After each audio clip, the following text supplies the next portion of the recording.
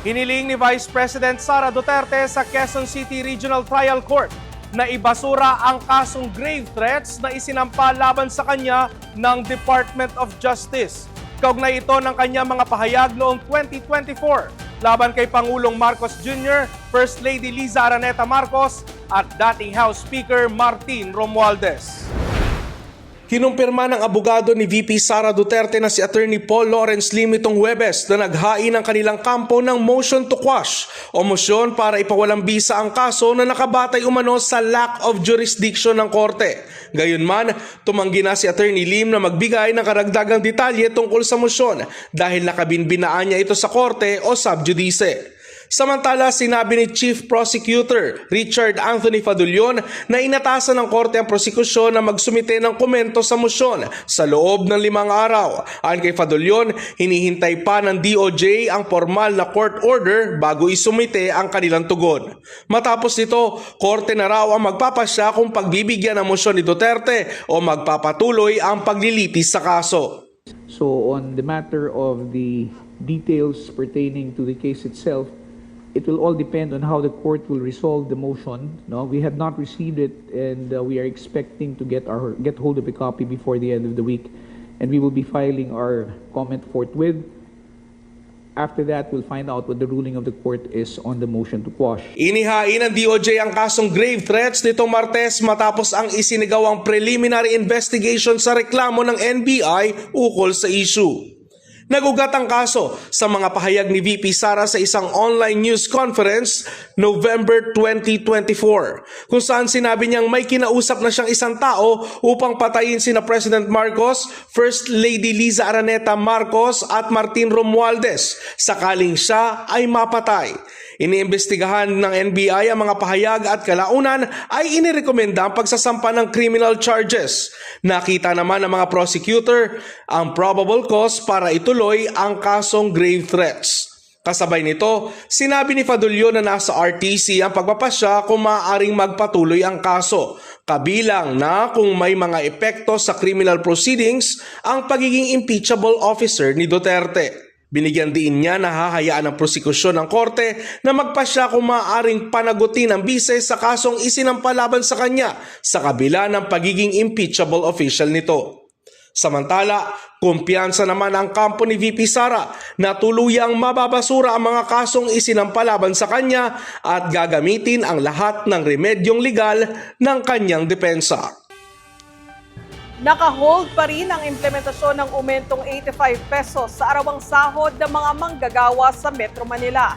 Ito ay matapos maglabas ng Writ of Preliminary Injunction ang Pasig City Regional Trial Court Branch 152. Ang Writ of Preliminary Injunction ng Pasig City RTC ay laban pa rin sa implementasyon ng Wage Order No. NCR 27. Sa ilalim ng wage order, dapat sanang nadagdagan ng 85 pesos bawat araw ang minimum wage sa National Capital Region at nakatakdang mag-umpisa ang implementasyon noong July 25. Pero kwenesyon ito sa korte ng 2 construction companies na nagsabing may mga legal issues sa pagpapatupad ng wage order ng Regional Tripartite Wages and Productivity Board NCR. Inatasan din ng Pasig City RTC ang mga petitioner na mag-post ng 10 billion pesos na bond. Sinabi ng korte na kailangan ito ng oras para tukuyin kung paano titimbangin ang constitutional right ng mga negosyo sa reasonabling return on investment laban sa interes ng mga manggagawa. Noong July 30, naglabas ang korte ng Temporary Restraining Order o TRO kaya pansamantalang nahinto ang wage hike. At dahil nag-expire ang TRO kahapon, August 14, naglabas naman ang korte ng Preliminary Injunction. Ibig sabihin, hindi pa rin may patutupad ang aumento sa sahod habang nakabinbin ang kaso. Pero hindi pa nito tuluyang kinakansela ang increase. Patuloy na kinekestyon ng ilang labor group ang authority ng regular trial court na magpalabas ng injunction laban sa isang wage order, tulad ng Federation of Free Workers o FFW.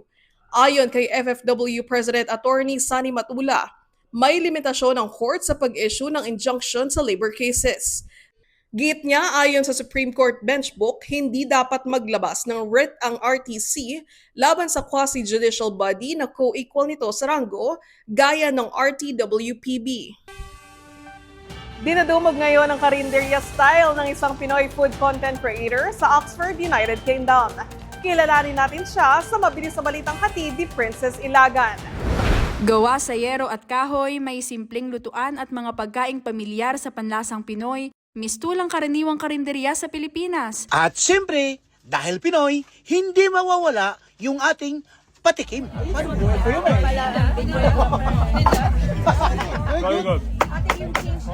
Pero huwag kang magpapaloko sa itsura dahil ang karinderyang ito ay hindi matatagpuan sa Pilipinas, kundi sa Oxford, United Kingdom na pag-aari ni Ariel Nepomuceno na Tubong Tibiao Antique. May kapartner ko sa negosyo kasi malawak ang lupain. Sabi ko, dito ko nalulutuin yung pansit natin kasi parang karinderya siya. Mula rito, dinagdagan niya ang kanyang menu ng kaldereta, Bicol Express, pork afritada at ginataang adobo.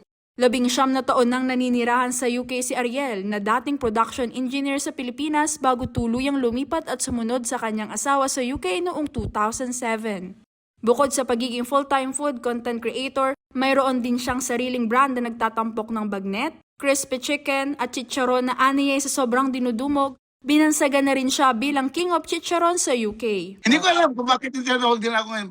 Basta may mga barrio fiesta, kapag nakita nila ako, pag may dala akong chicharon, 200, 300, 400 packs, ubus lang kagad yun within hours lang. No? Ganun. At dahil napakilala na niya ang Pinoy favorites, gusto naman ibida ni Ariel ang lechon sa mga Briton. So yung litson, pinakilala ko sa kasalan, kaya nagkaroon ako ng ideas na magkaroon ng the first Filipino Litson Festival sa August 29. Dito yan sa Oxford dahil doon sa ideas na yun.